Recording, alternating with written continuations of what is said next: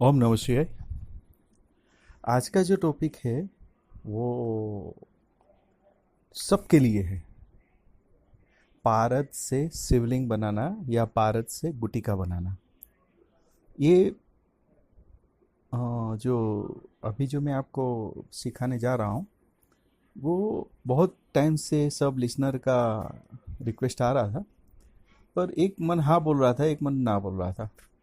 पर जब अभी यहाँ पे मैं हर बार जाता हूँ, एक शिवलिंग है यहाँ पे, लगभग 450 किलो या 1500 किलो, मुझे एग्जैक्ट याद नहीं है।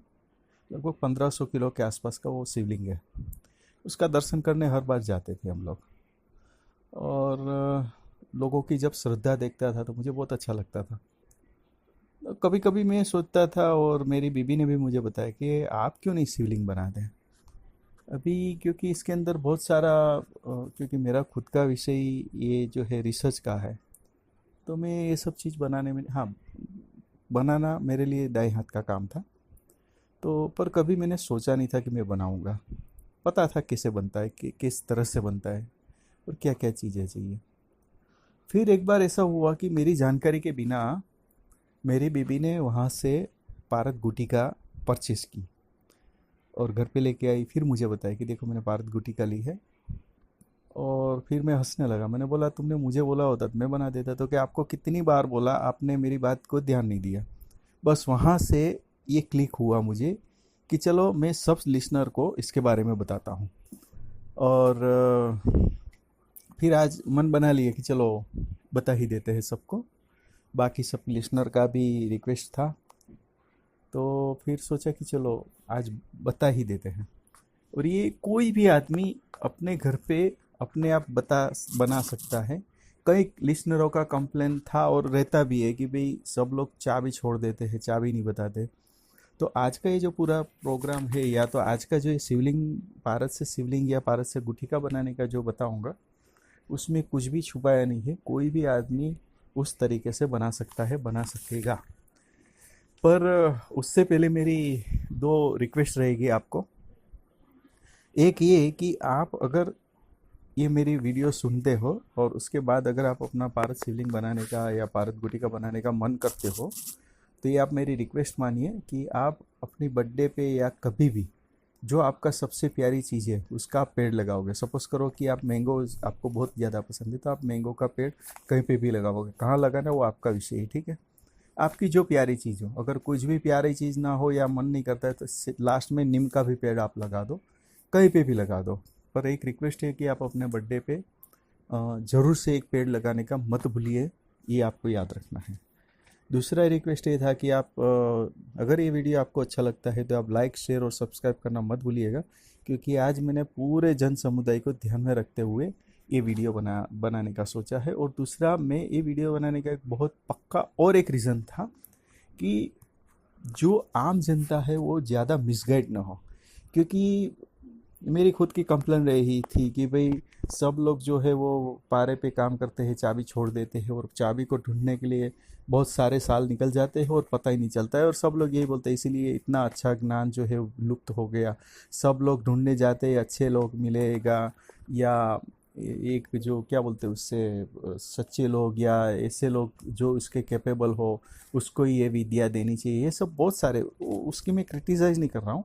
पर मैं ये कहना चाहता हूँ कि अभी कहाँ ढूंढने जाएंगे, कौन अच्छा है, जिसके किस्मत में वो कर ले। तो कम से कम बाकी के लोग जो है बहुत तो मिसगाइड नहीं हो गए। सपोज करिए कि 100 लोग ने ये प्रयोग किया, ठीक है। तो 100 में से 50 लोग सपोज करो कि अच्छे नहीं निकले, तो बाकी 50 लोगों का मैं सोचता हूँ कि बाकी 50 लोग तो अच्छे होंगे। तो मैं इसका 50% का रेशियो पकड़ के चलता हूँ कि अगर कोई भी 50% लोग भी मिसगाइड नहीं होते हैं अगर मेरे वीडियो देखने से, तो मेरे लिए और क्या है, ठीक है। तो मैं आप सबको फिर से एक बार रिक्वेस्ट करता हूँ कि आपको अगर ये मेरा वीडियो अच्छा लगे तो लाइक, शेयर, सब्सक्राइब करना मत भूलिएगा। तो चलिए अभी मुद्दे पे आ जाते हैं कि पारद बंधन क्या है और ये क्या होता है। पहले उसके बारे में थोड़ा ब्रीफ आप समझ लीजिए। पारद का बंधन बहुत अलग अलग तरीके से किया जाता है। वनस्पति के रसों से किया जाता है, जिसके अंदर आपको सबको पता होगा 64 दिव्य वनस्पति बताई गई है उससे होता है। पर मैं आपको इतना सीधा साधा सरल प्रयोग बताऊंगा कि जिसके अंदर आपको कुछ ज़रूरत नहीं है, आप अपने घर पे बना सकते हो। ठीक है। अभी यहाँ पे दिक्कत क्या आती है कि भाई पारद के रस से आप बनाने जाते हो तो उसके अंदर पहले तो आपको खरल चाहिए, खरल लेना पड़ेगा। उसके बाद ये सब मैं जो प्रयोग दिखाऊंगा उसके अंदर ये कुछ नहीं आएगा। आप अपने हिसाब से आराम से पारद बंधन करके उसका शिवलिंग का आकार या पारद गुठी का बना सकोगे। तो पर फिर भी आपको ये सब जानकारी होनी चाहिए, क्योंकि जिस चीज़ में आप जा रहे हो उसकी थोड़ी बहुत तो प्रायर जानकारी होनी चाहिए। इसको ध्यान में रखते हुए थोड़ा आप मेरा 2 मिनट का ही सुन लीजिएगा, ताकि आपको उसके बारे में पता हो कि आप क्या कर रहे हो और कब क्यों कर रहे हो। ठीक है। वरना फिर आपको कोई मिसगाइड करेगा, ये ऐसे किया पर इसका कोई मतलब नहीं है, तो उस टाइम पे आप ये आर्ग्यूमेंट के जस्टिफिकेशन दे सकते हो कि भाई नहीं, आपने ये बताया पर इसकी वजह से मैंने ये किया, ये इसी वजह से मैंने किया और मैं सही हूँ। ऐसा आप क्लियर कट हो जाओगे। यानी आप अपना कॉन्सेप्ट क्लियर करके एक चीज़ करो। ये मैं कहना चाहता हूँ कि आप पारद के रस से बना नहीं सकते। क्यों नहीं बना सकते? क्योंकि पहली बात, आपको 64 दिव्य औषधि कौन सी और नहीं पता होगा।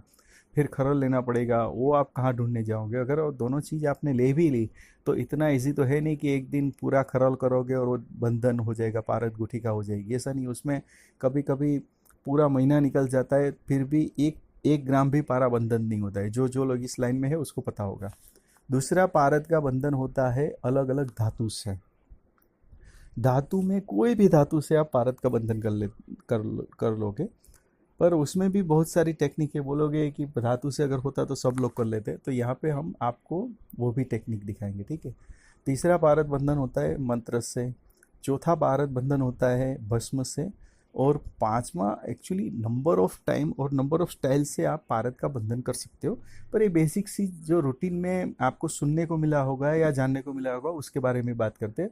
तो एक है वनस्पति के तेल से। वनस्पति का दिव्य वनस्पति जो होती है उसकी तेल निकाल के फिर उसके अंदर खरल किया जाता है और वो पारद का बंधन किया जाता है। तो ये कुल ऐसी लगभग 4-5 क्रिया जो रूटीन में सब लोग लगभग जानते हैं। तो इससे काम होता है। ठीक है। अच्छा, अभी सवाल क्या आता है वो समझने वाली बात है। सवाल ये आता है, पारद को संस्कारित कैसे करेंगे? क्योंकि संस्कारित क्या है वो अच्छे अच्छे खिलाड़ी को भी पता नहीं है। जो भी इसमें बड़े बड़े माहिर है उसको भी संस्कार क्या है पता नहीं होता है। मैं किसी का क्रिटिसाइज नहीं कर रहा हूँ, मैं जो जानता हूँ और जो इसके सुना है समझा है वही बता रहा हूँ। ठीक है। तो कहने का तात्पर्य क्या है कि आप अगर पारद का शिवलिंग बनाना चाहते हो तो पारद संस्कार ये सब में भी नहीं गिरना है। मैं आपको एकदम से सीधा सादा सरल प्रयोग बताता हूँ जो इफ़ेक्टिव रहेगा, जो मार्केट में चलता भी है। ठीक है। तो मैं ये कहना चाहता हूँ कि आप अपने हाथ से बनाइए। अगर आप अपने हाथ से नहीं बना सकते हो तो फिर अलग बात है, पर फिर आप कोशिश करिएगा। तो मैं आपको चलिए बताता हूँ कि पारद का शिवलिंग कैसे बनाया जाता है। पारद का शिवलिंग बनाने के लिए आपको पारा संस्कारित, सब लोग बोलते हैं शुद्ध करना चाहिए, संस्कारित करना चाहिए, शोधन करना चाहिए। कुछ नहीं करना है। आप कोई भी पारा ले लो। अगर आपको पारा निकालना आता है तो आप हिंगुल से निकाल लीजिए।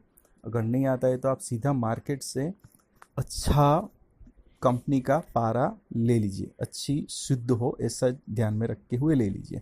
अगर नहीं पता चलता है तो मर्क कंपनी का भी आता है। कोई मुझे पे नहीं कर रहा है, मर्क कंपनी वाला ब्रांड वाला भी कोई मार्केटिंग का पैसा नहीं दे रहा है, और फिर भी अच्छी क्वालिटी का आप पारा ले लीजिए। अगर नहीं मिलता है तो भी चिंता मत करिए, जो भी पारा मिलता है आप ले लो। उसके बाद आप नींबू, सपोज करिए कि आपने 50 ग्राम पारा लिया। ठीक है। 50 ग्राम पारा लेके फिर आप अपने हिसाब से भी कर सकते हो। आप 10 ग्राम पारे से भी काम कर सकते हो, 5 ग्राम पारे से भी काम कर सकते हो, जैसी आपकी कैपेसिटी। ठीक है। तो आपको जो भी पारा, जहाँ से भी जैसा भी पारा मिलता है वो ले लो आप। वो पारा को लेने के बाद सपोज करिए कि हम लोग प्रमाण लेते हैं कि 50 ग्राम पारा आपने लिया। 50 ग्राम पारा लिया तो आप 500 ग्राम या 1 किलो नींबू ले लीजिए। नींबू का रस निकालिए। नींबू का रस निकालने के बाद वो जो पारा है उसको आप उसके अंदर छोड़ दीजिए। ठीक है। कितना टाइम आप छोड़ोगे? 1 हफ्ते तक छोड़ देना है। जब आप 1 हफ्ते तक छोड़ दोगे उसके बाद वो पारा आप निकाल लो। अच्छा, वो पारा आपने निकाल लिया। अभी उसके बाद आप क्या करो, चांदी ले लो। चांदी, अभी चांदी में भी ध्यान रखो आप, अगर वो मार्केट वाला आप चांदी लेने जाओगे तो काम नहीं होगा। होता है, पर वो फिर आपको टेक्निक, मैंने पहले ही बोल दिया आपको कि चाबी नहीं छोड़ना है, इसलिए मैं टेक्निक पे नहीं जाऊँगा, सीधा आपको एकदम सरल सी विधि दिखा देता हूँ कि चांदी नहीं लेनी है, आपको चांदी की वरख लेनी है। अभी आप ये मत क्वेरी में पूछिएगा कमेंट में कि चांदी की वरख कहाँ पे मिलती है, इतना तो आपको मेहनत करना पड़ेगा, ठीक है। चांदी की वरख ले लीजिए, अभी वो मत पूछिएगा कि वरख क्या होता है, ठीक है। आपको चांदी की वरख लेनी है, और चांदी की वरख को लेके धीरे धीरे से शिव जी का नाम लेते हुए वो जो पारा आपने एक हफ्ते भर नींबू में रखा था उसको निकालने के बाद एक एक करके आप चांदी की वरख उसके अंदर डालते जाइए, ठीक है। तो आप देखोगे कि वो जो पारा है वो चांदी को खा रहा है, ठीक है। वो अपने आप अपने अंदर समाहित कर रहा दिख रहे होंगे, आप देखोगे। जब वो कर लेता है फिर आप अपने हाथ से आराम से प्यार से उसको हिलाते जाइए, तो आप देखोगे कि वो पूरा का पूरा जो चांदी की वरख थी वो खा जाएगा। फिर आप उसके अंदर दूसरी डालिए, तीसरी डालिए, चौथी डालिए, पांचवी डालिए। आपको लगभग 50 ग्राम लिया है तो बहुत अच्छा खासी आपको चांदी की वरख की ज़रूरत गिरेगी। पर अगर आपने 5 या 10 ग्राम पे पहले प्रयोग करिएगा कि 5 या 10 ग्राम पारद लीजिएगा, ताकि कम चांदी की वरख से आप गुठिका, इन शॉर्ट आप पहले गुठिका बनाइए, ठीक है। अगर गुठिका में आपको मास्टरी आ जाती फिर शिवलिंग आप अपने आप बनाने लगे। तो सपोज करिए कि आपने 5 या 10 ग्राम की पारद को नींबू के रस के अंदर हफ्ते के लिए छोड़ दिया, वो पारे के निकालने के बाद आपने ये जो चांदी की वरख है एक बाय एक आप डालते रहिए। तो अगर मैं गलत नहीं हूँ तो अगर आप 5 ग्राम का पारा लेते हो तो 3 या 4 वरख आप डालोगे तो वो थोड़ा सा घाटा सा हो जाएगा, मतलब मोमिया सा हो जाएगा। अगर नहीं होता है तो फिर आप थोड़ा और बर्फ़ डाल दीजिए, और ऐसे ऐसे आप करोगे तो वो अच्छा सा हो जाएगा। उसके बाद मतलब आप उसकी आप देखोगे धीरे धीरे हार्ड होने लगता है। जब तक हार्ड नहीं होता है तब तक आप चांदी की बर्फ़ अंदर खिलाते रहिए। आप कितनी भी खिलाओगे वो खा जाएगा, आप टेंशन मत लेना। आप जितनी भी चांदी की बर्फ़ खिलाओगे वो खाता ही रहेगा, पर आपको तब तक खिलाना है जब तक वो ठोस रूप या मोमिया रूप में नहीं कन्वर्ट होती है। मतलब आप चेक करते रहिए कि वो जो पारा है वो आप अपने हाथ में पकड़ सकते हो, उसका कोई शेप यानी आकार दे सकते हो। नहीं दे सकते तो फिर एक चांदी की बर्फ़ खिलाओ, फिर एक चांदी की, तो वो पारद जो है वो आप हाथ में आने लायक हो जाएगा, और आप अपने हथेली में लेके फिर आप उसको गोल गोल घुमा के जो भी शेप देना चाहो वो दे सकते हो, ठीक है। जब इतना सा पारा आपका अच्छा हो जाए यानी बंध जाए, उसके बाद आप धीरे से उसके अंदर एक सली डाल दो, जिससे हम अपने अंदर दो धागा डालना चाहे वो धागा डाल सके, या सीधा उसके पीछे धागा डाल के उसको आराम से फिर वो 200 या 250 ग्राम या 500 ग्राम नींबू लेके उसका रस निकाल के उसके अंदर छोड़ दो। 24 घंटे या 48 आवर्स के लिए आप अंदर छोड़ दो, तो वो जो गोली है वो अपने आप ही ठोस हो जाएगी। फिर आप गले में पहन लीजिए, या वो जो गोली है वो गोली फिर आप जो भी इस्तेमाल करना चाहे वो, अच्छे सपोज करो आपने गले में पहन के रखा तो उसका जादुई असर आपको देखने को मिलेगा। या उसको फिर आप पहले याद रखना है उसको ठोस हो जाने देना है, ठीक है। ठोस होना चाहिए, ठोस हो गई है उसकी बात की बात है, ठीक है। तो आप उसको जब गले में पहन के रखोगे या कहीं पे भी पहन के रखोगे तो उससे आपको बहुत ही अच्छा फ़ायदा मिलेगा। बहुत सारे फ़ायदे, सब फ़ायदे के ऊपर नहीं जाते हैं, बहुत सारे उसके फ़ायदे हैं जो भी है। पर उसके अंदर चांदी होने की वजह से वो चंद्र दोष का अगर कोई है, चंद्र दोष है आपके उसमें क्या बोल रहे हैं उसे, जन्म कुंडली में, तो उसमें भी उसका निवारण हो जाता है। और रक्त विकार या ऐसा मतलब बहुत सारी जो तकलीफ़ें हैं उसमें उससे बहुत ही अच्छा आपको लाभ होगा। तो कुल मिला के मैंने आपको बताया कि पारद गुटिका कैसे बनाई जाती है, तो आप ज़रूर से ट्राई करिए। इसके अंदर कोई चाबी छोड़ी गई नहीं है, आप आराम से बना लोगे। पर यहाँ पे जो बताया गया है वो आपको उसका स्टेप बाय स्टेप फॉलो करना पड़ेगा। और याद रहे अगर नहीं होता है तो आप फिर से करिए, अगर फिर नहीं होता है तो फिर से करिए। 100% मैं गारंटी देता हूँ कि आप अपने हाथ से पारद गुटिका भी बना लोगे, और अगर आप चाहो उसके बाद आप पारद शिवलिंग भी बना लो, ठीक है। उसके बाद सिर्फ शेप ही देना बाकी रहता है, जो कोई भी दे देगा, ठीक है। तो पहले आप कम खर्चे में काम करिएगा, मेरा ये आपको अनुरोध है। तो पहले आप क्या करो, पहले पारद की गुटिका बना लो और उसका असर देखो आपके शरीर के ऊपर क्या गिरता है। आपको अच्छा लगता है फिर आप पारद की शिवलिंग बना के फिर हर रोज़ पूजा करिए, उसका दर्शन करिए, उसका जो भी आपको फ़ायदा होना ही है। तो ये एकदम से जो सरल क्रिया थी मैंने आपको आज बता दी, इसके अंदर कोई चाबी नहीं छोड़ी है। आप आम जनता नव सीखिए पहुँच कई कई बार क्या होता है, पहुँचे हुए उसको भी ये पारद गुटिका बनाना नहीं आता है, कभी कभी हो जाता है ऐसा। तो आप ज़रूर से इस तरह से आप पारद गुटिका बनाइए और अपने जीवन में इसका जितना भी हो सके उतना मैक्सिमम लाभ प्राप्त करें।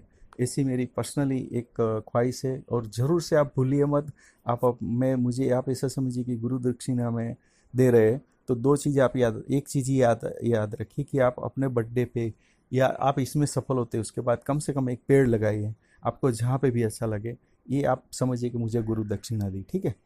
आप ऐसा करके एक ज़रूर से ये प्रयोग करिए। और मैं आशा करता हूँ कि ये आपको अच्छा लगा होगा। तो सब्सक्राइब करना मत भूलिएगा, लाइक करना, शेयर करना मत भूलिएगा। आम जनता को जितना भी हो सके उतना इसके फ़ायदा उठाइए। बस यही आज का वीडियो आपको पसंद आया होगा ऐसा मान के मैं इस बात से आपको सफलता मिले ऐसी प्रार्थना करता हूँ। ओम नमः शिवाय।